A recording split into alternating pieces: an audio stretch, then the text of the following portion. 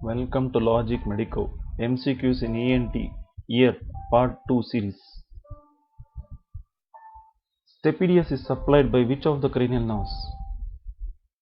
Is it 5th cranial nerve, 6th cranial nerve, 7th cranial nerve or 8th cranial nerve? The time starts now.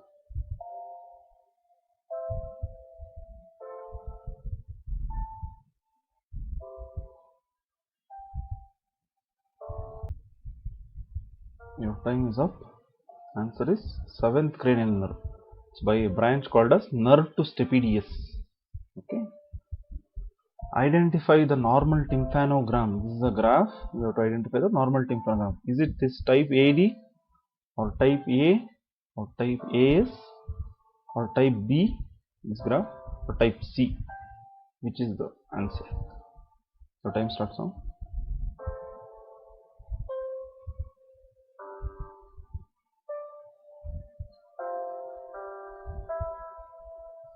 Your time is getting up. If you got the answer type A, then you are correct. So this is a normal tympanogram type A. Okay. Next, identify the red colored structure in the diagram. Okay, is it external carotid artery, internal carotid artery, tympanic artery, labyrinthine artery? Your time starts now.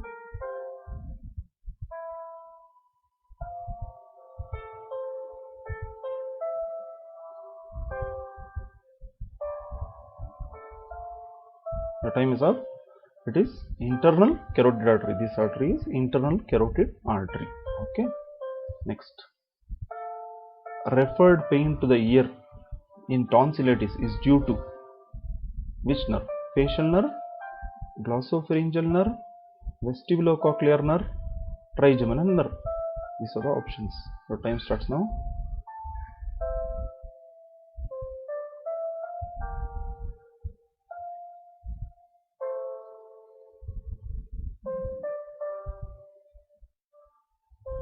Your time is up. It is by glossopharyngeal nerve. Glossopharyngeal nerve supplies the tongue and the pharynx area, and tonsil is present in oropharynx. So therefore, it is tonsillitis. The referred pain to the ear is due to glossopharyngeal nerve, because the same nerve also supplies the ear. Next question: identify the pointed area in the diagram. Your options are pars tensa, handle of Malleus, cone of light, pars flaccida. The time starts now.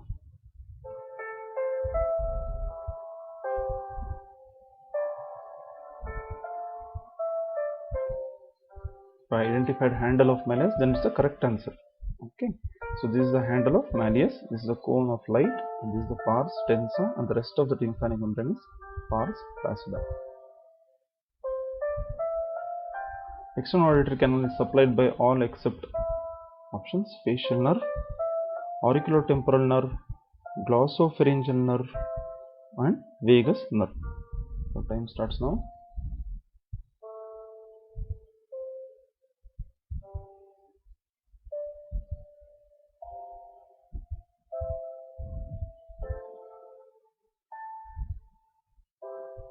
The time is up. Answer is glossopharyngeal nerve doesn't supply external auditory canal. Okay. So facial nerve, the auricular branch of facial nerve, the auricular branch of the, of course, auriculotemporal nerve, the auricular branch of vagus nerve. All these three things supply the external auditory canal, but not the glossopharyngeal nerve. Okay. Come to the next question. Halpich's test is done for testing which of the following? Options are eustachian tube, semicircular canal, cochlea, or the endolymphatic duct. Your time starts now.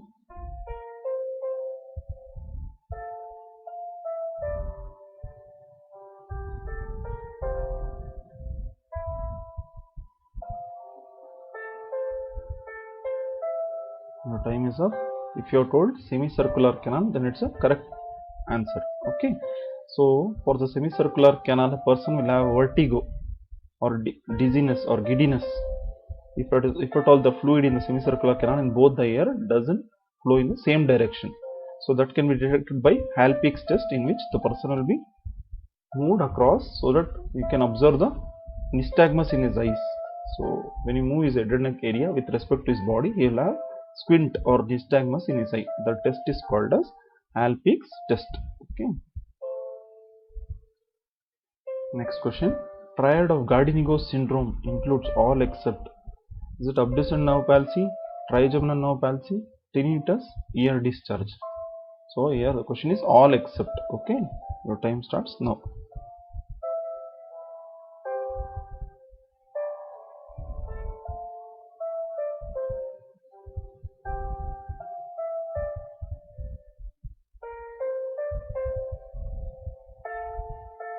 Your time is up.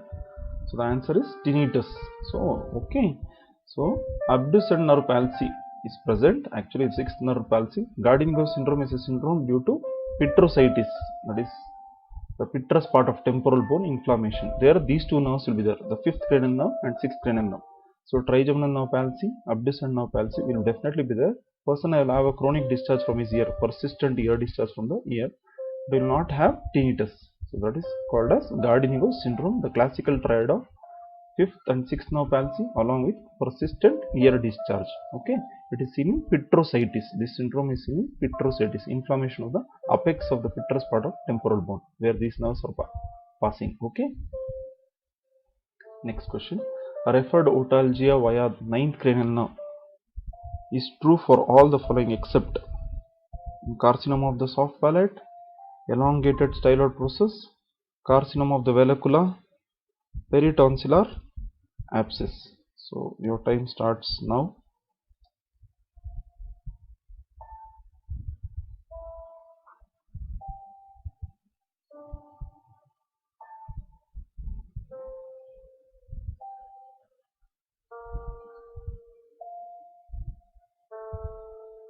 The time is up. Answer is carcinoma of vallecula. Ninth cranial nerve is glossopharyngeal nerve. So glossopharyngeal nerve supplies, glosso means tongue and the surrounding area, that is soft palate. Pharyngeal means pharynx area. So this peritonsillar abscess, the tonsillar area, tonsillar bed, posterior part of the tongue, the oropharynx, everything is supplied by glossopharyngeal nerve, including the styloid process area, because this elongated styloid process will poke onto the pharynx. Okay. If you thought this is the answer, that is not. Vallecula, this is the area, a depression behind the tongue on the posterior most aspect just in front of epiglottis. It is supplied by vagus nerve or the 10th cranial nerve. So the carcinoma of the vallecula will be carried by, they will have a referred otalgia, but it is carried by 10th cranial nerve, not 9th cranial nerve. Okay, this is slightly difficult question. Next, Tobey-Ayer test is done in. Options are sagittal sinus thrombosis, sigmoid sinus thrombosis, acute suppurative otitis media, or serous otitis media. Your time starts now.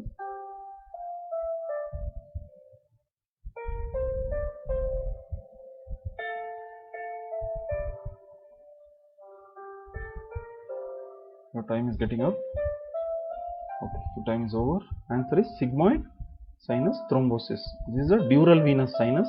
In case of inflammation in the middle ear, wherein chronic suppurative otitis media, the inflammation has spread beyond the ear into the sigmoid sinus. That time what happens? The sigmoid sinus, there is a clot formation, thrombosis. So this sigmoid sinus is inside the skull. How can we test this? By a simple test called as Tobey-Ayer's test. If you press upon the neck on the internal jugular vein on one side, the CSF pressure has to increase because all these veins are valveless. Okay, but in this case there is a clot inside the sigmoid sinus, right? So for example, the person has got CSOM on the right side, sigmoid sinus on the right side has clot. So when you press on the right side internal jugular vein in the neck, the CSF pressure won't raise. That shows that there is a clot in sigmoid sinus. Okay. Next bonus question. What kind of speech is this? Hello, how are you guys? Had lunch? Had food? Okay, see you. Your options are hypernasal speech, normal speech, dysarthria, or hyponasal speech. Your time starts now.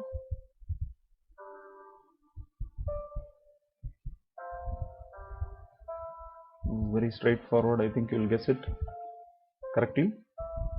So time is up. Answer is hyponasal speech. Okay. Like and share this video with your family and friends. And thank you for watching this video. Subscribe to this channel and press the bell button. Thank you.